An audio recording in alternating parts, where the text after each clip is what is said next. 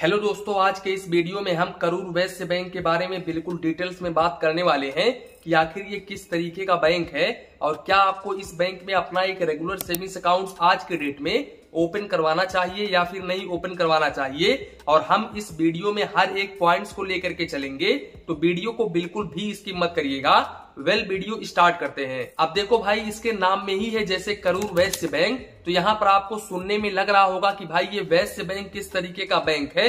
ये बहुत ही बेकार नाम है, लेकिन मैं आप लोगों को बता दूं कि ये बेकार नाम बिल्कुल भी नहीं है। वैश्य का मतलब होता है व्यापारी, तो यहाँ पर आप गलत नजरिए से मत सोचिएगा। देखो भाई, इस चीज को अगर हम डिटेल्स में एक्सप्लेन करेंगे तो ये वीडियो काफी ज्यादा लंबा हो जाएगा। तो यहाँ पर आप ऐसे ही समझ लो कि ये वैश्य का मतलब होता है व्यापारी। अब देखो, ये जो करूर वैश्य बैंक है ये प्राइवेट सेक्टर का बैंक है और इसका हेडक्वार्टर तमिलनाडु राज्य में करूर सिटी में पड़ता है और करूर सिटी के नाम पर ही करूर वैश्य बैंक रखा गया है। अब देखो, यहाँ पर मैं आप लोगों को बता दूं कि इनके टोटल आज के डेट में 870 प्लस ब्रांचेस हैं और 2250 प्लस एटीएम है टोटल इंडिया में। और इनके ज्यादातर जो ब्रांचेस हैं वो तमिलनाडु में ही है। और दूसरी बात, यहाँ पर साउथ इंडिया में ही ज्यादातर इनके ब्रांचेस पाए जाते हैं, जैसे कि तेलंगाना, कर्नाटका, केरल, महाराष्ट्र में भी इनका ब्रांच पड़ता है। लेकिन और स्टेट की अगर हम बात करें तो और स्टेट में भी इनका ब्रांच है, ऐसा नहीं है कि नहीं है, लेकिन ज्यादा ब्रांचेस और स्टेट में नहीं है। ज्यादातर इनके जो ब्रांचेस हैं वो साउथ इंडिया में ही है। दूसरी बात भाई, ये बैंक आरबीआई से रजिस्टर्ड है, तो आप इस बैंक में आंख बंद करके भरोसा कर सकते हो, अपना खाता खुलवा सकते हो। इसके अलावा मैं आप लोगों को बता दूं कि ये बैंक डीआईसीजीसी से इंश्योर है, तो यहाँ पर आपका 5 लाख रुपए तक का अमाउंट बिल्कुल सुरक्षित होता है। यानी कि अगर ये बैंक अब भविष्य में कभी भी डूब जाता है तो इस केस में आपका 5 लाख रुपए तक का अमाउंट बिल्कुल आसानी तरीके से मिल जाएगा। बाकी अगर हम फैसिलिटीज को लेकर के बात करें तो देखो, इस बैंक में मोबाइल बैंकिंग, इंटरनेट बैंकिंग, इसके अलावा भाई बैंकिंग फैसिलिटीज जितने भी और बैंकों में आपको देखने को मिलता है उतने सारे के सारे फैसिलिटीज इस बैंक में आपको देखने को मिलता है। जैसे कि loan, home loan, gold loan, credit card, debit card, current account, savings accounts, यानी कि सारे के सारे फैसिलिटीज आपको इस बैंक में देखने को मिलता है। और बीएसबीडीए अकाउंट, जनधन सेविंग्स अकाउंट भी इस बैंक में आप ओपन करवा सकते हो। इसके अलावा दोस्तों, जानकारी के लिए हम आप लोगों को बता दें कि इनके मोबाइल बैंकिंग एप्लीकेशंस में 4.8 का रेटिंग है और 1 लाख लोगों ने रिव्यू दिया हुआ है। साथ ही साथ 41 MB का ये एप्लीकेशन है और यहाँ पर मैं आप लोगों को बता दूं 50 लाख प्लस लोगों ने इस एप्लीकेशन को डाउनलोड किया हुआ है।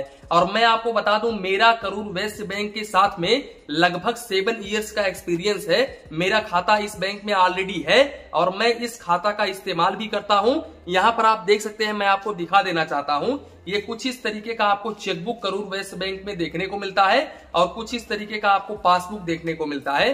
भाई, जब आप अकाउंट ओपन करने के लिए जाते हो तो जैसे ही आपका अकाउंट ओपन होता है वैसे ही आपको chequebook, passbook, ATM card welcome kit में ही देखने को मिल जाता है। और चेकबुक आपको फर्स्ट टाइम 10 पेज का ही देखने को मिलता है।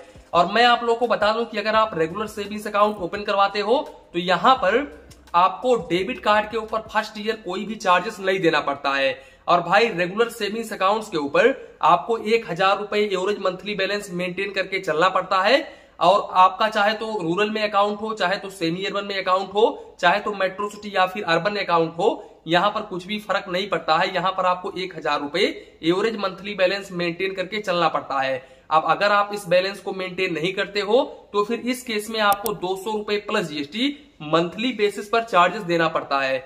जानकारी के लिए हम आप लोगों को बता दें कि आप इस 1000 रुपए को करूर वैश्य बैंक में होल्ड पर भी रख सकते हैं। जैसे कि अगर आप 1000 रुपए बार बार जमा नहीं कर सकते, अपने अकाउंट में नहीं रख सकते, तो भाई इनके ब्रांच में जाकर के होल्ड करवा सकते हैं एक ही बार 1000 रुपए और आपका कोई भी चार्जेस डेबिट नहीं होगा। इसके अलावा भाई, इस बैंक में यूपीआई का भी फैसिलिटीज देखने को मिल जाता है। जैसे कि आप गूगल पे, फोन पे, पेटीएम वगैरह यूज कर सकते हो। पर डे आप 1 लाख रुपए तक यूपीआई कर सकते हो। साथ ही साथ भाई, यहाँ पर आप कोई भी सेविंग्स अकाउंट ओपन करवाते हो तो यहाँ पर आपको 2% से लेकर के 5% पर एनम तक का इंटरेस्ट रेट सेविंग्स अकाउंट्स के ऊपर देखने को मिल जाता है। अब वो डिपेंड करता है कि आपके अकाउंट में कितना बैलेंस है, उसी के अकॉर्डिंग यहाँ पर आपको इंटरेस्ट रेट देखने को मिलता है। दोस्तों, मैं आप लोगों को बता दूं कि करूर वैश्य बैंक के जो चार्जेस हैं वो थोड़ा सा हाई लेवल पर हैं। तो यहाँ पर मैं आप लोगों को बता दूं कि आपको इस बैंक में अगर आपका सेविंग्स अकाउंट है तो आपको 25 पेज का चेकबुक, पर फाइनेंशियल ईयर बिल्कुल फ्री ऑफ कॉस्ट में देखने को मिलता है। अब अगर आप एक्स्ट्रा चेकबुक लेते हो तो फिर इस केस में आपको 10 रुपए प्लस जीएसटी पर पेज के हिसाब से चार्जेस देना पड़ता है। बाकी अगर आप सीनियर सिटीजन हो तो यहाँ पर आपको 3 रुपए प्लस जीएसटी पर पेज का चार्जेस देना पड़ता है। इसके अलावा मैं आप लोगों को बता दूं कि अगर आप ट्रांजेक्शंस करते हो, जैसे ब्रांच के जरिए कैश डिपॉजिट, कैश विड्रॉवल वगैरह करते हो, यानी कि सिस्टम से आपका ट्रांजेक्शंस होता है, तो फिर इस केस में मैं आपको बता दूं कि हाफ ईयरली आप ओनली 90 ट्रांजेक्शंस कर सकते हो। अब अगर आप इस लिमिट को क्रॉस करते हो तो फिर आपको 2 रुपए 25 पैसे plus GST per transaction charges देना पड़ता है। इसमें कैश डिपॉजिट, कैश विड्रॉवल शामिल है। जो आप ब्रांच के जरिए करते हो मैं उसकी बात कर रहा हूं, जो आप ऑनलाइन करते हो वो इस ट्रांजेक्शन्स में काउंट नहीं होता है, तो इस बात का आप जरूर ध्यान रखें। इसके अलावा भाई अगर हम कैश डिपॉजिट को लेकर के बात करें तो आप अपने होम ब्रांच के जरिए पर डे 30,000 रुपए कैश डिपॉजिट बिल्कुल फ्री ऑफ कॉस्ट में कर सकते हैं, और ज्यादा से ज्यादा आप यहां पर एक महीने में 2 लाख रुपए तक cash deposit non home branch के जरिए बिल्कुल फ्री ऑफ कॉस्ट में कर सकते हैं। अब अगर आप इस लिमिट को क्रॉस करते हैं तो फिर इस केस में आपको 3 रुपए प्लस जीएसटी पर 1000 के हिसाब से चार्जेस देना पड़ता है, और मिनिमम आपको 15 रुपए plus GST per transaction charges देना पड़ता है। वहीं पर अगर हम होम ब्रांच को लेकर के बात करें तो आप अपने होम ब्रांच के जरिए मंथली ज्यादा से ज्यादा 3 लाख रुपए कैश डिपॉजिट बिल्कुल फ्री ऑफ कॉस्ट में कर सकते हैं। अब अगर आप इस लिमिट को क्रॉस करते हैं तो फिर यहां पर भी आपको 3 रुपए प्लस जीएसटी पर 1000 के हिसाब से चार्जेस देना पड़ता है, और मिनिमम आपको 15 रुपए plus GST per transaction charges देना पड़ता है। सबसे अच्छी बात यह है करूर वैश्य बैंक की कि यहाँ पर विड्रॉवल बिल्कुल फ्री ऑफ कॉस्ट है। आप जितना मर्जी चाहे उतना पैसे निकालो, आपको कोई भी चार्जेस यहाँ पर नहीं देना पड़ेगा। लेकिन मैं आप लोगों को बता दूं कि यहाँ पर थर्ड पार्टी कैश विड्रॉवल अगर होता है अकाउंट्स के ऊपर तो इस केस में 50,000 रुपए के ऊपर अलाउड नहीं करता है थर्ड पार्टी को करूर वैश्य बैंक, तो इस बात का आप जरूर ध्यान रखें। इसके अलावा अगर आप इस बैंक में डुप्लीकेट पासबुक वगैरह लेते हो तो यहाँ पर आपको 150 रुपए प्लस जीएसटी चार्जेस देना पड़ता है। बाकी इस अकाउंट्स में अगर आप सिग्नेचर वेरिफिकेशन, फोटो अटैच वगैरह करवाते हो तो यहाँ पर आपको 125 रुपए प्लस जीएसटी चार्जेस देना पड़ता है। इसके अलावा अगर आप डीडी बनवाते हो तो यहाँ पर आपको 3 रुपए 50 पैसे प्लस जीएसटी पर 1000 के हिसाब से चार्जेस देना पड़ता है, और मिनिमम आपको 30 रुपए प्लस जीएसटी चार्जेस देना पड़ता है, तो इस बात का आप जरूर ध्यान रखें। लेकिन यहाँ पर मैक्सिमम आपको 15,000 रुपए तक डीडी के ऊपर चार्जेस देना पड़ता है। बाकी अगर आप आरटीजीएस एनईएफटी ब्रांच के जरिए करते हो तो भाई आरटीजीएस के ऊपर ज्यादा से ज्यादा आपको 49 रुपए 50 पैसे प्लस जीएसटी मैक्सिमम चार्जेस देना पड़ता है, और एनईएफटी के ऊपर आपको ज्यादा से ज्यादा 24 रुपए 75 पैसे plus GST per transaction charges देना पड़ता है मैक्सिमम। जानकारी के लिए हम आप लोगों को बता दें कि अगर आप ऑनलाइन एनईएफटी करते हो तो ये बिल्कुल फ्री ऑफ कॉस्ट होता है, यहाँ पर आपको कोई भी चार्जेस नहीं देना पड़ता है। लेकिन अगर आप आरटीजीएस ऑनलाइन करते हो तो फिर इस केस में आपको 29 रुपए 50 पैसे plus GST per transaction charges देना पड़ता है। और अगर आप आईएमपीएस ऑनलाइन करते हो तो यहाँ पर मैं आप लोगों को बता दूं कि 1000 रुपए से कम का अगर आप आईएमपीएस करते हो तो फिर इस केस में आपको चार्जेस बिल्कुल भी नहीं देना पड़ता है।